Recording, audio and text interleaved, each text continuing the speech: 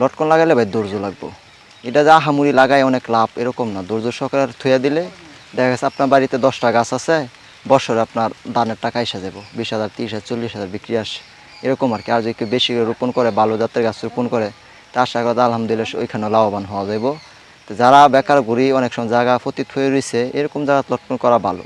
আবার যদি আবাদি জায়গা থাকে, বছর বছর ভালো ফলন, এই অন্য জমিতে চাষ কৃষি আসতেছে, ধান বা যে কোনো একটা কৃষি করতেছে, ওই জমিতে না করাই ভালো।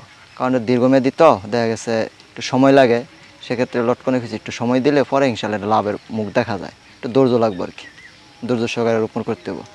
আর ফল নিয়ে বলতে আসলে লটকন নিয়ে কাজ করতেছি, আমি চাই যে এটা আরও উন্নত জাত দেখি, আরও গবেষণাকে বের করতে পারি নাকি, এটা বের করার পরে যে আরও সুমিষ্ট, আরও ইনশাল্লাহ আরও ভালো করতে পারি আশা আছে।